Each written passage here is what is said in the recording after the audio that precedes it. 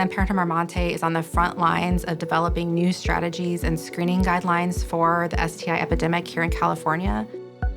The unveiling of the BD COR MXPX is so important because it helps illustrate PPMM's commitment to underserved medicine and bringing the gold standard and state-of-the-art testing to our patients. With the installation of the BD COR PXMX system, we are actually advancing the purpose of both organizations to create better access for healthcare and to provide better quality of diagnostics. The collaboration between BD and Planned Parenthood Mar Monte is going to really address many health equity gaps, especially in the sexual and reproductive health world. The patients will get access to faster, more accurate diagnostic for STI testing.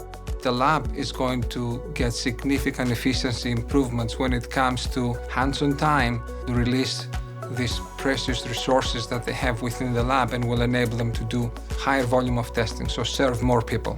For instance, the ability to do self-swabbing for our patients is extremely important to Planned Parenthood Mar Monte. We are very much focused on patient autonomy and patient-centered care.